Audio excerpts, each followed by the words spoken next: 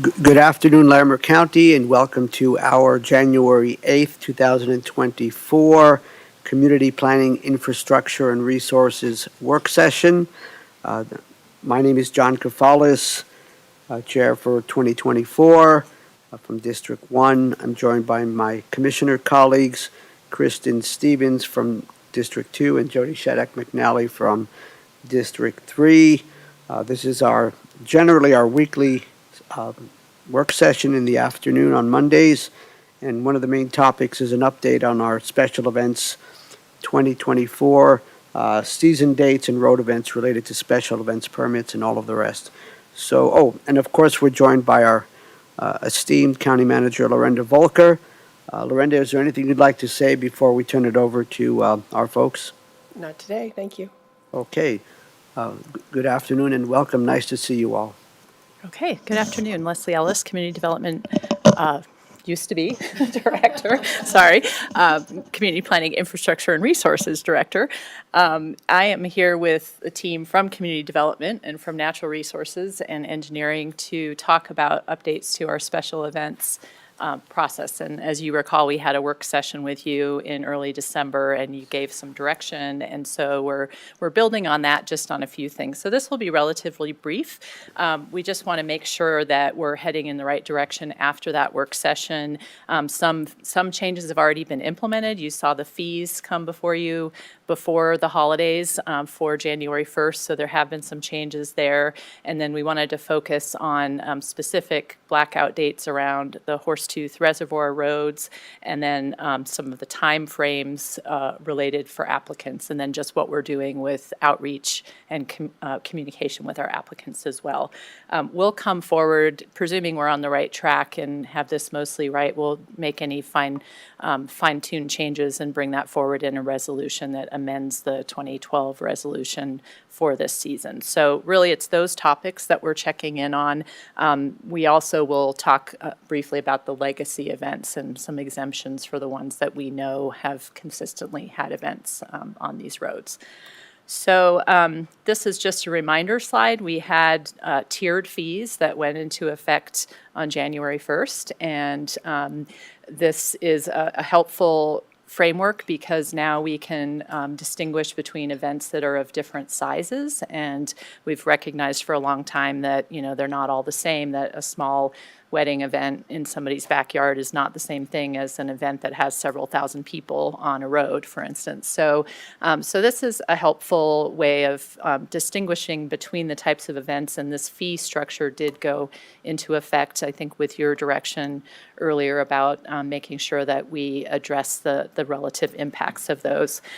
One thing that we're proposing now then is that for the events that are larger than 1,500 people, that we need to get an application no later than 120 days before the event. And what that allows to happen, it allows our staff to process the application, send it to the referral agencies, and then get back to the applicant with any questions about the event and any changes or amendments, and allow for time for appeals if they if they have a concern about it. So we've had some situations where we're getting questions and appeals at the very last minute, and that's difficult to process.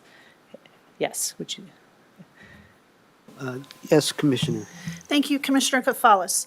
Mr. Chair, curious, 1,500 people sounds like a lot. So with that tier 3, are you still doing referral agencies there too? And are they getting some feedback? Because that does seem like still a lot of people. So all of the groups are having referral? Yes, excellent question. So the application process and the referral process and all of that is the same. The difference being proposed here would be that these larger events, we need to see the application, we need to receive the application with a longer time frame in order to process it and make a decision on it. So those other applications would still have the same referral process and whatnot. It's just that we don't need to see them quite as early. Does that make sense? Yeah, thank you. Okay. Thank you. All right, and then you have in front of you a schedule. This is one that definitely requires glasses, but the basic message behind this schedule here is that the major holiday weekend weekends are blacked out for the summer, basically from May 24th until September 2nd, so Memorial Day through Labor Day. And that includes the weekends around Father's Day and Juneteenth, and then also 4th of July, and then a few other weekends in between that are tend to be busier weekends from the data that we did research on up in that area around Horsetooth. So the proposal now for the 2024 season would be to implement this schedule so that no events would occur on those dates unless they're a legacy event. We know that there's one that's on the 25th, and that's the Colorado Run, and there are two others that might land on one of these weekends, and they would be exempted, but otherwise no other events would be allowed, and then only 2 events per month on the other weekends is what's being proposed. Thank you, Commissioner. Yes, I'll have to work on my peripheral vision. Thank you, Mr. Chair. And thank you for letting me ask another question. So my question is the legacy events. I happen to know, it seems like there's one in June or maybe July that it's around the 15th that's a triathlon or something like that. One from Loveland. So No, I think let me it's just flip to this I next. think it might be a different one, but Yeah. so I'm not sure. So we know of 3 events that have held their events for 10 years consecutively in these locations, and these are the ones that we're aware of, and our staff has done, quite a bit of kind of research into looking into past events and coordinating and corresponding with the event holders. Now, if there's somebody who's not on this list and they could come forward and demonstrate that they've, consistently held their event and, that they've done this, then they would also qualify for an exemption, but they'd have to be able to demonstrate that to us. But the ones that we know of are the ones that you see on the list here. Yeah, and Commissioner, to add to that, we are aware of the lake-to-lake triathlon, and that may be the one you're referring to. If it follows the schedule in past years, it would take effect on one of the open weekends that exists. It's that, if I might, course, Mr. yeah. Chair, it's that one, and I know that one's been going on consecutively, and I appreciate that, but I think there's another one, and I'll get back to, I'll research that. Yeah. So that's my question is, we've identified 3 legacy events. Was the Lake to Lake on that? It was not on this Okay. list, no. So that'd be like 4, Right. but that's not on the weekend. So, and we have kind of a criteria, what a legacy event, you said 10 10 years. 10 years, okay. Yes. And so, my question is, we have other groups that maybe aren't aware or this, maybe haven't got word that these are changing, and they're gonna know that our previous process was maybe a little more Yep, and I want to say flexible, you're getting to Yeah, that. we'll So I'm get just to that curious how momentarily. that's gonna work, because I can see how we put all these in place, but then we're having appeals and hearings, Yeah. and then all of a sudden we're still doing it. Do you know what I'm saying? And I'm just curious, I'm curious what that looks like. Thank Yeah, you. absolutely.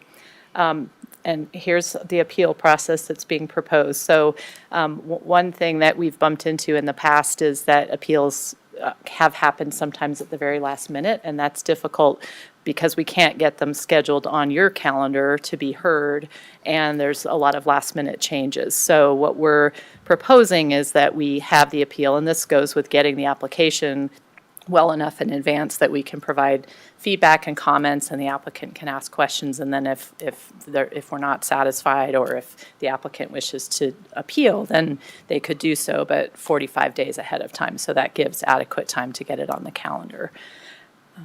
And then to your point about communicating with applicants, there has been a lot of correspondence, communication in community development with the applicants.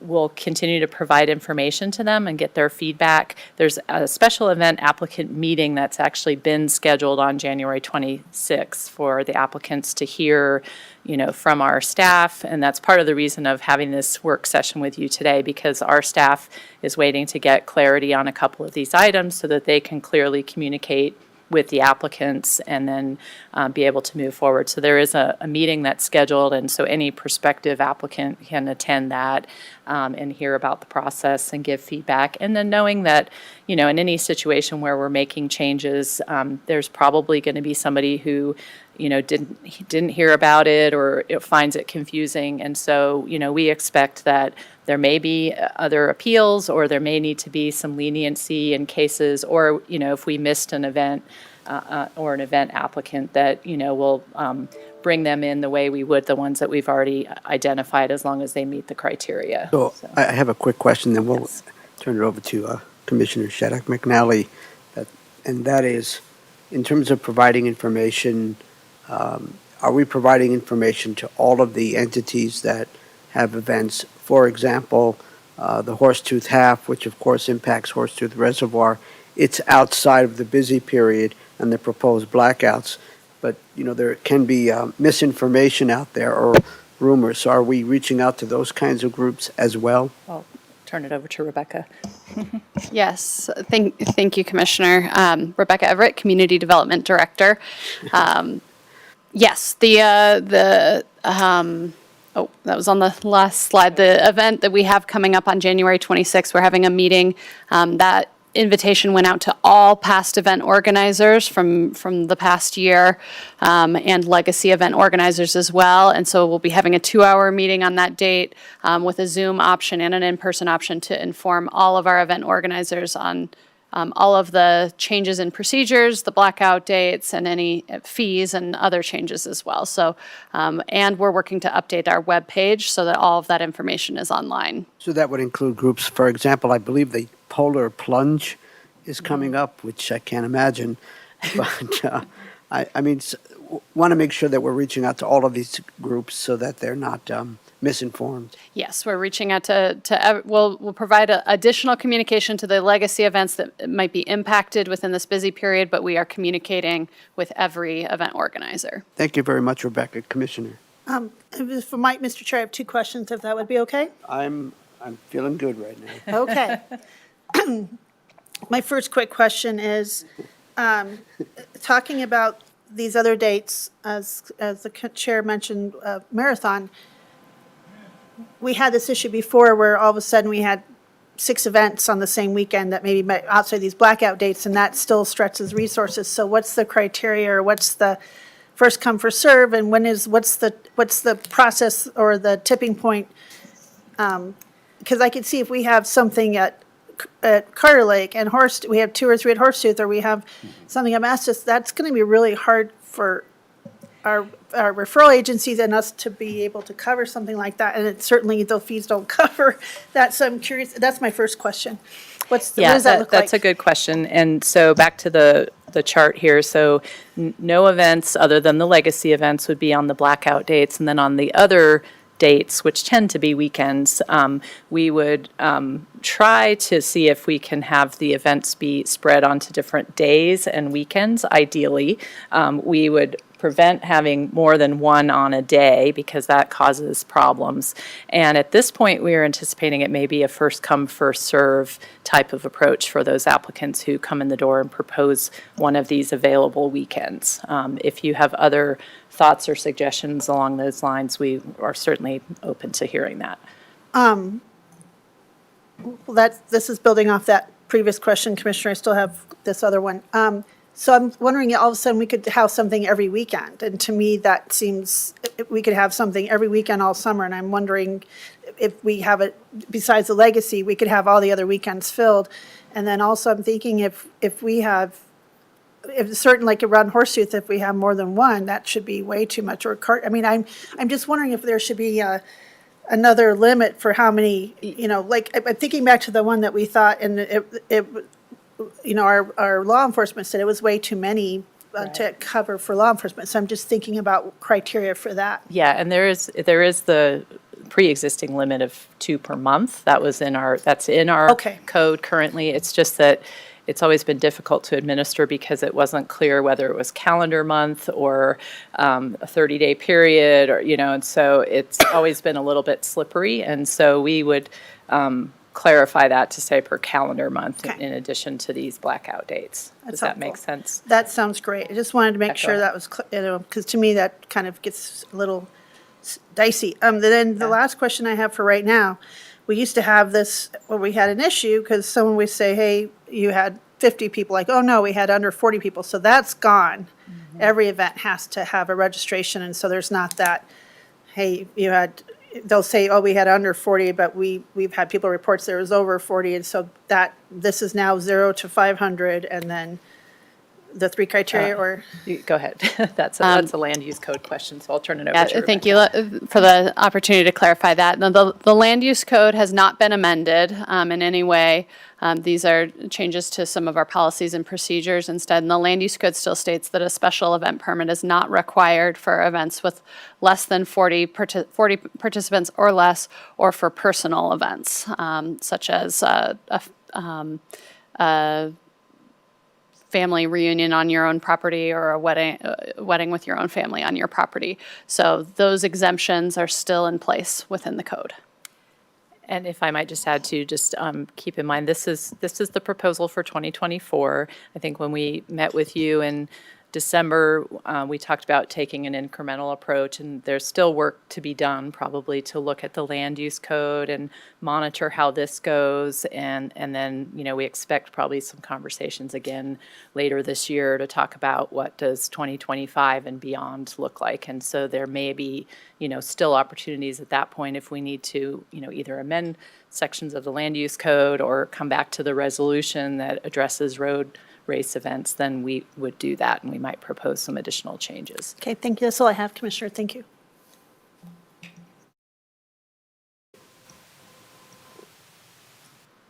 Do you have more? I'll just take us back to the feedback. Whoops, I went one step too far. So we're basically just confirming that that this approach makes sense with this fairly, modest approach to 2024, but to, I think, add some clarification to the dates and when they are, and also the timeframes for application, and then some distinction for these larger events and legacy events. And if this approach sounds reasonable and appropriate to you, then we would come back with a resolution at one of your admin matters meetings in the next couple of Thank you. weeks. Commissioner Stevens, would you like to provide some feedback? Yeah, I'm wondering, so I'm supportive, I think that, while we love some of our events, I understand the disruptions they create. And so I think this is a great way to approach this and to incrementally, put it in place. I'm wondering, I guess with the applicant, you're having a special event applicant meeting on the 26th. Are you waiting till after that to bring this back as a resolution, or you want to do that before that happens and just tell folks what's happening? Yeah, good question. I think the plan was probably to do it beforehand and let them know what's happening, so that there's, then our staff can be more clear about what's expected and the applicants know what to expect. We will continue to work with our applicants to get feedback on other changes, and certainly if we hear, widespread concerns about aspects of this, then that may be something we consider and modify, or even come back and talk with you. But I think the goal is get the resolution, back in front of you and start communicating with the applicants that these are the changes.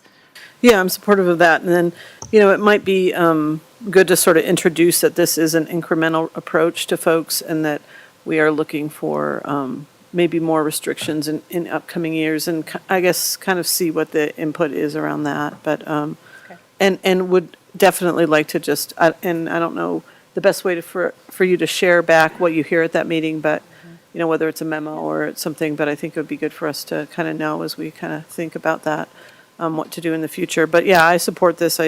You've certainly made the case for it in the past couple of meetings, and so I'm glad we came to something that seems workable. Do you think the 45 days in advance for the appeal is long enough? That feels like a good Yeah. Okay. All right. I didn't know if you wanted more like 60 days or, but that feels okay. Yeah, it should be okay, as long as we're able to get it scheduled on your calendars, that's the main goal. Sure. Okay. Well, thank you. Thanks. Thanks for the work, and hopefully this helps, and we'll see happy to support anything that comes forward. Thank you. Commissioner Sheddock McNally, feedback? Thank you, Mr. Chair. Thanks for, I know you guys have been putting a lot of work on and working into this and talking to our referral agencies, and because we also want to take into account kind of the impacts and their capacity, impacts on them and their capacity. I agree with Commissioner Stevens. I wondered if 45 days was enough because of our previous experience. It seemed like, I'm still wondering if, I'm still thinking like she did 60 days, because it feels like, I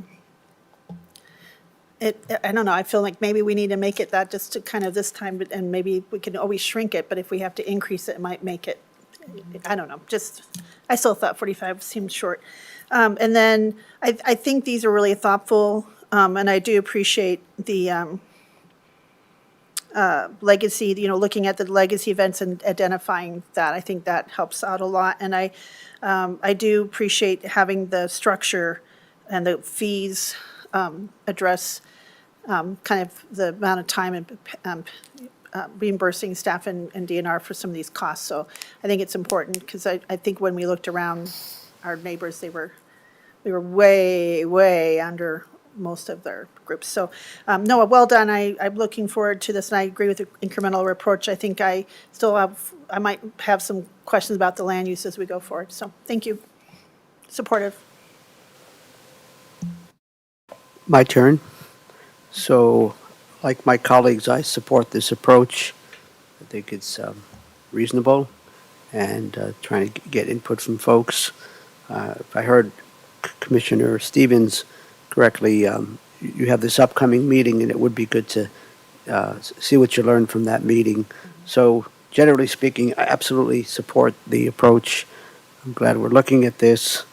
And I do have one question, and that is, regarding our outreach, community outreach, is it going to be primarily or entirely targeted outreach, or is there any consideration, or should there be, of broader community outreach? For example, I don't know, a press release, I'm not sure, or a social media thing. I heard you say, Rebecca, to update the website, and all that's good, and you've reached out to folks that we know have sponsored events, but my overarching question is, are we considering, or should we consider, a broader outreach, including perhaps a press release, and et cetera? I think I appreciate that suggestion. I think that's a great suggestion to make sure there's broader community awareness, especially on the blackout dates. And I think that's something that DNR and community development, we could coordinate on what the best strategy is to reach the people who might be most interested in that. I would think it would probably be primarily users around the Horsetooth area who would have the greatest interest, though some of these changes affect the county more broadly in events that are happening. And certainly we hear feedback on specific events, and having some broader community outreach might prompt people to reach out with any input that they might have that could drive future incremental changes. I appreciate your receptivity to the idea, and I would also encourage you to go back to your shop and just think it through a little bit, make sure there are no downsides to what I've suggested or we've suggested. So thank you for that, Rebecca. Well, it looks like you've gotten your feedback Excellent. and some suggestions. Is there anything else on this topic? Not on this topic. Thank you very much. Thank you very Appreciate the much. feedback. Well done. I believe now we can go to the next item on our agenda. Thank you, Dalen. Have a nice afternoon, sir. Community Development Director update. I believe that's you. Yes, thank you. Again, Rebecca Everett, Community Development Director. I have a short list of updates for you today. First, your 3 o'clock land use hearing this afternoon. Just wanted to provide a quick update that nothing has changed on the agenda there. There are 2 items that are on consent. The way the agenda is presented, it's a little unclear that the item that was tabled from a previous hearing is on the consent agenda. So there are 2 consent items. They are both for paving appeals. And at this time, we're not anticipating a lot of community interest in either of those items. And if I may, my intention is to, of course, identify those 2 items like we normally do, and then ask for a motion to approve both the tabled consent agenda item as well as the the one that's before us today. Is that Yeah, that's fine to include that in one motion. excellent? Yeah. Thank you. Please proceed, Madam Director. Great, thank you. Wanted to take a brief moment to share some kudos for our IT team who has helped implement the fee updates, the planning and engineering and special event fee updates, all of the fees that just took effect, including building fee updates. There was a very short time frame to get those implemented by the last week, the beginning of January, and they went to great lengths to get those done over the holidays. And I just wanted to share some kudos for Aaron Rosar and Seth Wilburn in IT for their work to make that happen.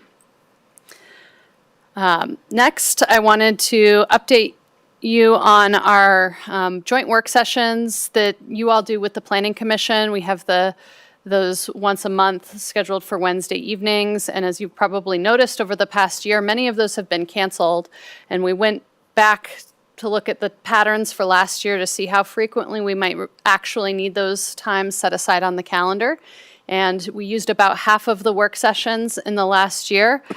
So we would suggest that maybe we move to an every other month cadence for those joint work sessions with the Planning Commission and focus on making sure that we have items prepared and ready for meaningful discussion so that we're not canceling those at the last minute as those dates come up. For a little bit more predictability. We could still hold those, the time and space on calendars if desired to make sure it's there as a, kind of an overflow meeting date if needed, but would propose that we move to an every other month and would welcome your feedback on that approach. Thank you, Rebecca. Commissioner Stevens, do you have any feedback on that proposed recommendation? I do. My feedback is yes, that sounds like a good idea. Commissioner Shattuck McNally. Thank you, Mr. Chair. I think that's great, and I know we had productive meetings when we did. I'm curious, I support that change, and I think it provides some predictability instead of trying to cancel and reschedule. It takes time to cancel a meeting. It sounds like it shouldn't, but it does. I'm curious, we have an item coming before the Planning Commission and the commissioners that is going to take some extra time.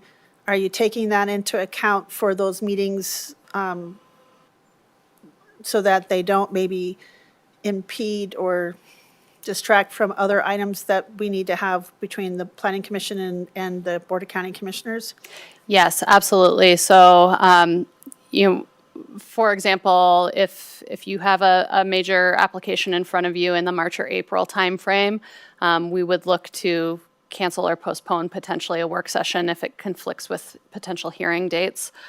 We are looking to use some time at the February joint work session to provide an overview of the 1041 permit process and review criteria to help prep for 1041 applications. But yes, we would be looking at timing and conflicts with other kind of major periods of work for either Planning Commission or the BCC. Thank you. Yeah.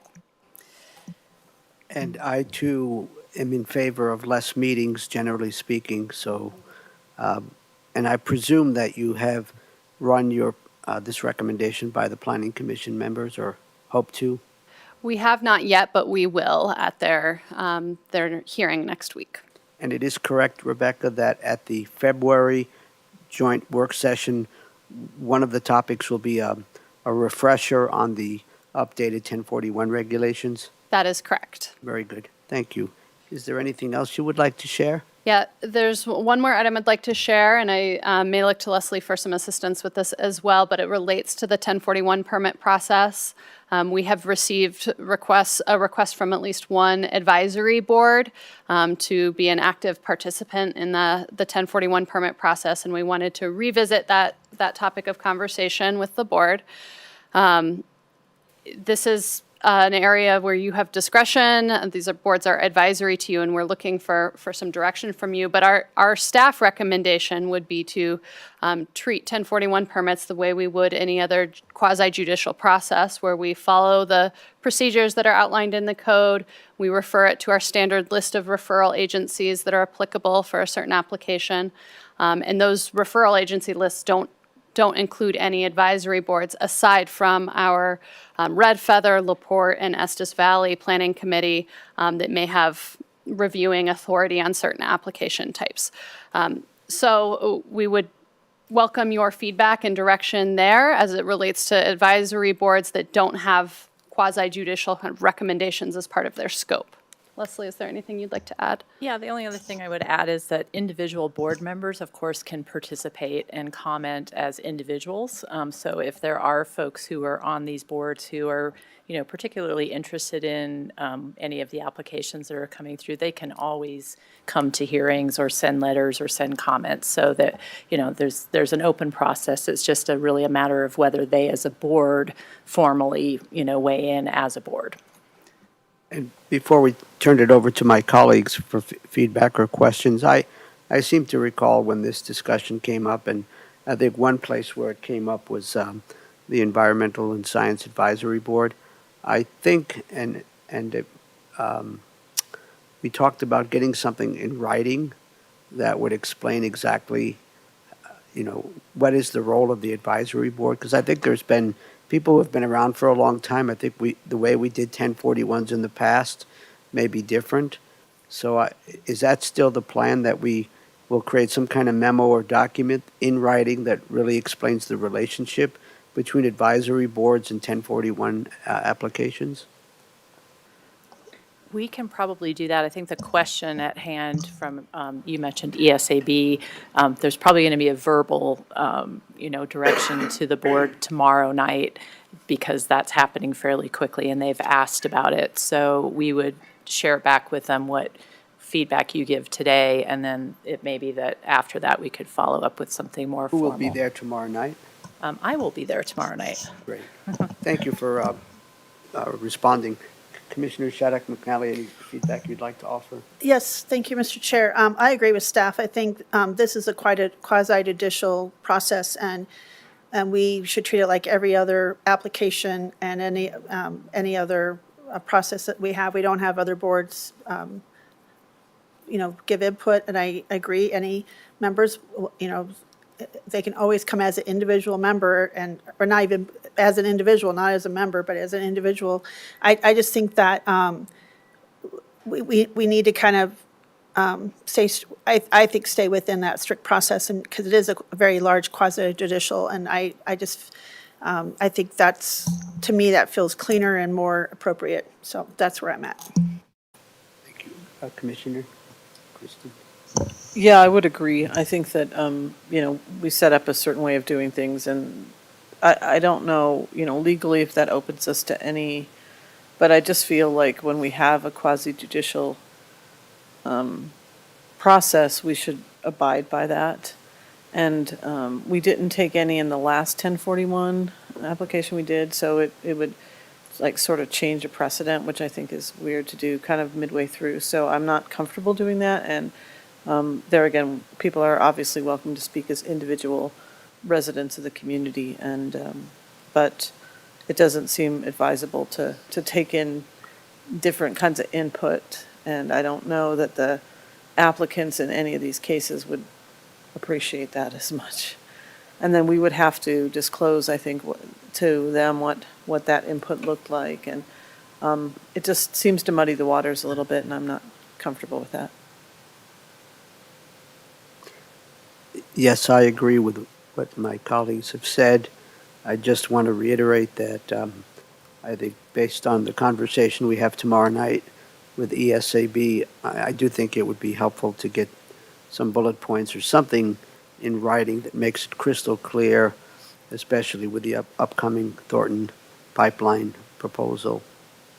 And if I may, along those lines, have we made a determination of, if you're able to share that, regarding the application and whether it's complete? We have not yet made the determination on whether the Thornton Pipeline 1041 application is complete. The deadline for that determination is February 1st, and so staff is actively reviewing that application and identifying areas where there may be some questions and discussing that. So that determination we'll be making by February 1st, if not sooner. Thanks, Rebecca. Is there anything else you'd like to share? No, thank you for that feedback and that direction, and we can certainly work on a written policy that better documents that for the future for advisory boards when this question arises. Wonderful. Leslie? I do not have anything else for you. This has been a joint effort this afternoon, as you can see. So that concludes our updates for you for Great. today. Thank you. Well, unless there's something else, colleagues or County Manager Lorenda, then if there isn't, at 2:05 PM, we are adjourned. Thank you all. Thank you, folks.